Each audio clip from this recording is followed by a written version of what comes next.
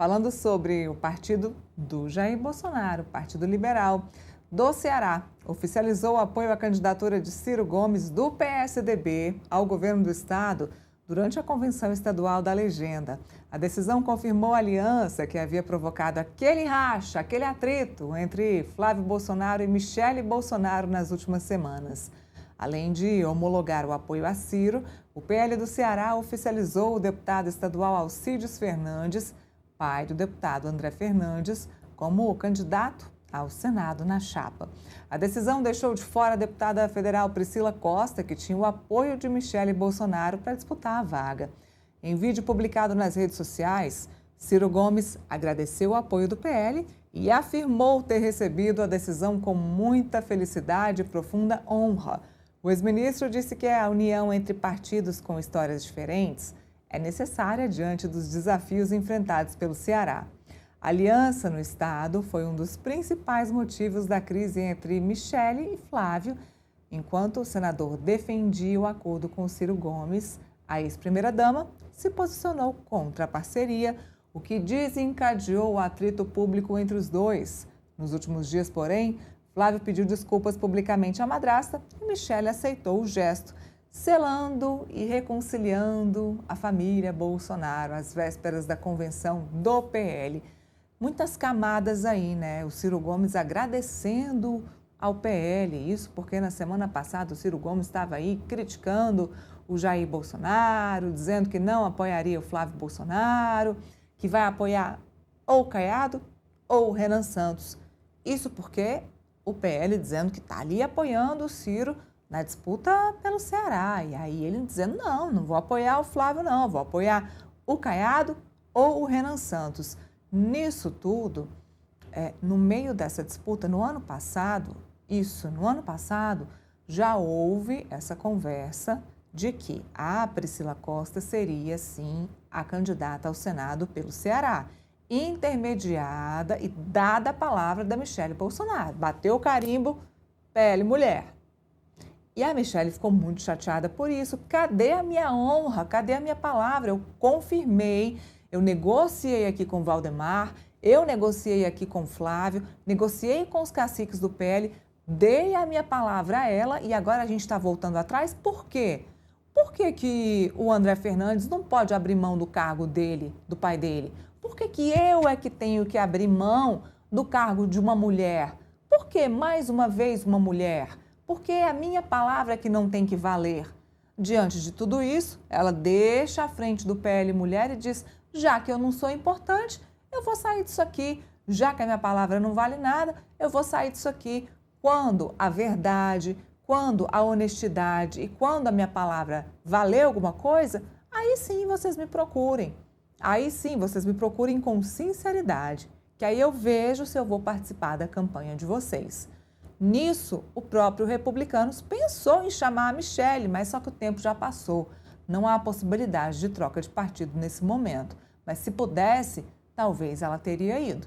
Ela ficou extremamente chateada com essa traição do Valdemar Costa Neto, que há pouco tempo, depois dessa confusão aí no Ceará, disse que Michele só precisaria ter a Priscila Costa, que a Michele estaria na campanha de Flávio Bolsonaro, pois nem Priscila Costa eles deram a ela.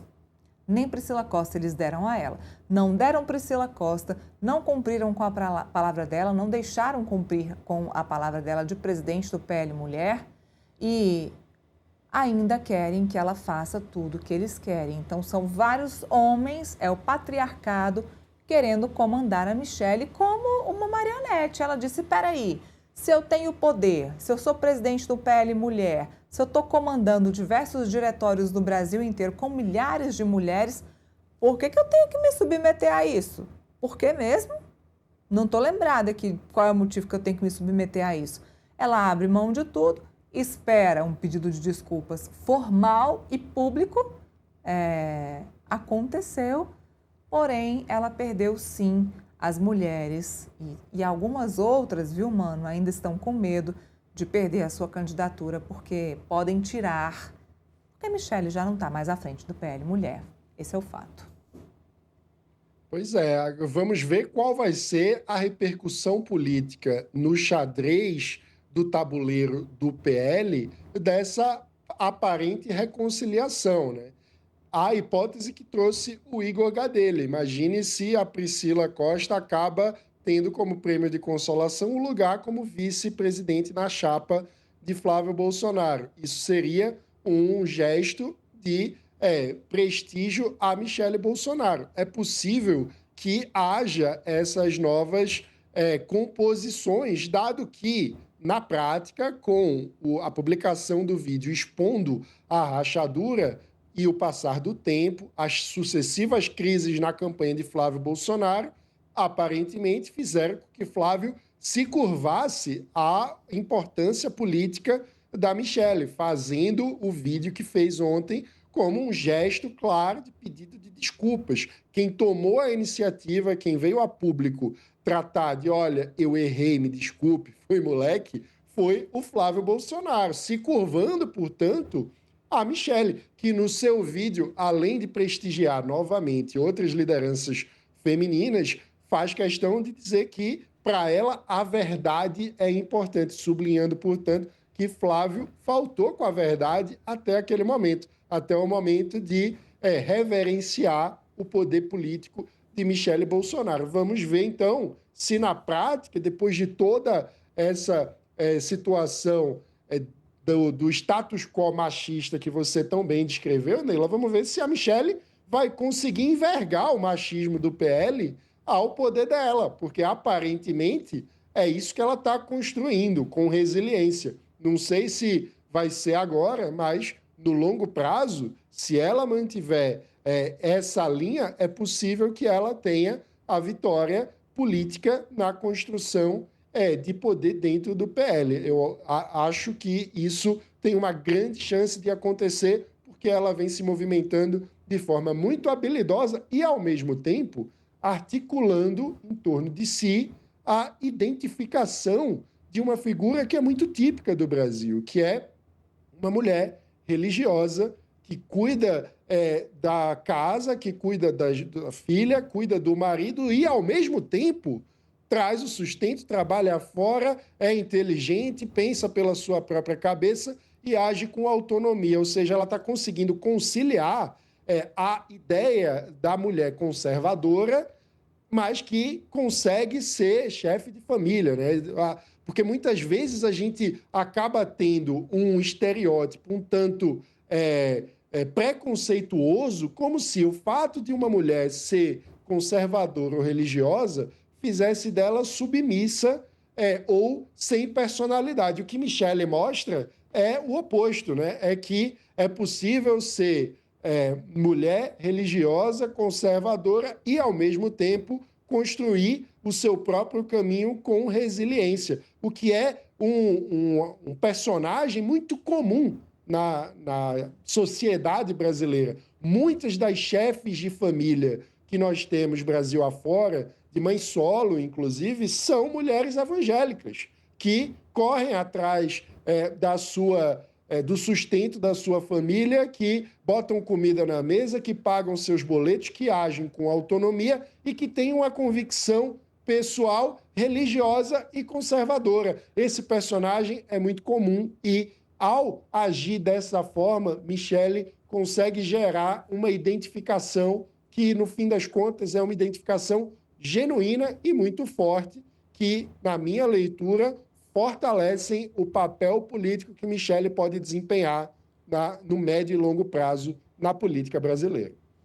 Olha, ainda falando sobre esse assunto do Ceará, a Convenção Estadual do PL no Estado oficializou a candidatura do deputado estadual Alcides Fernandes ao Senado e confirmou a vereadora Priscila Costa como candidata à Câmara dos Deputados.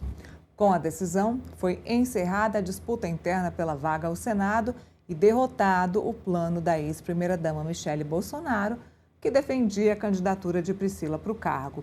Enquanto Flávio defendia a aliança com Ciro Gomes e a candidatura de Alcides Fernandes ao Senado, Michele apoiava o senador Eduardo Girão para o governo do Ceará e a candidatura de Priscila Costa ao Senado. Com a decisão da convenção, A vereadora que preside o PL Mulher no Ceará e foi a mais votada de Fortaleza em 2024, vai disputar uma vaga de deputada federal. Alcides Fernandes é deputado estadual, pastor e pai do deputado federal André Fernandes, presidente do PL no Ceará. Sua escolha para a disputa ao Senado consolida a estratégia defendida pela direção estadual do partido e também por Flávio Bolsonaro. E aí, para complementar a nossa análise que estávamos falando sobre isso, houve também uma pesquisa do PL Mulher e de aliados da Michele Bolsonaro que foram alertados por aliados no Ceará de que havia um tom de ameaça a Michele Bolsonaro no Ceará. E não só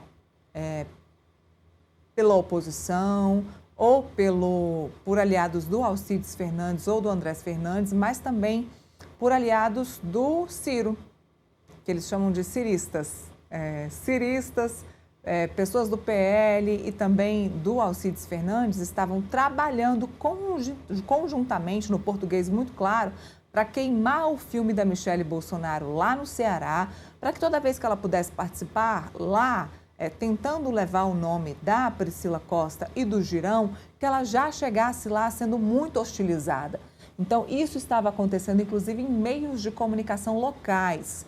Eu tive acesso até ao nome dos jornais em que isso estava acontecendo, não vou divulgar aqui, mas esses jornais, os proprietários dos jornais têm ligação política, e isso estava acontecendo nos jornais locais, estavam criticando, hostilizando a Michele Bolsonaro com alto risco de hostilidade presencial. Então, quando a Michele Bolsonaro foi até o Ceará, a segurança dela foi ainda mais reforçada e ela não voltou também por este risco.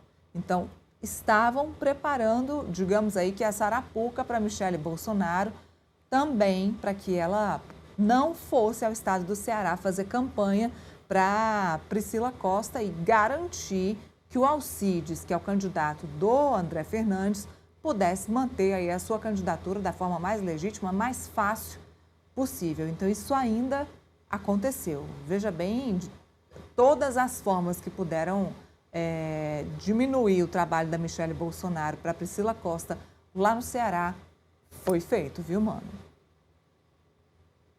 Menções, né? Uma que é relativamente comum na política, que é o fato de que quando uma liderança política toma um lado, assim como constrói aliados que concordam com aquela decisão, constrói adversários que se sentem irritados com a decisão tomada. Mas tem a segunda camada dessa história, que é absolutamente inaceitável, que é quando a desavença política, a divergência política é transformada em ameaça de violência física e de outros problemas dessa ordem. Isso é absolutamente repugnante e antidemocrático, é algo que deveria estar fora das disputas políticas. A disputa política tem que se dar por meio dos argumentos. E aí também é natural que a cada decisão tomada por qualquer liderança vão ter os que vão amar aquela decisão, vão ter os que vão odiar aquela decisão,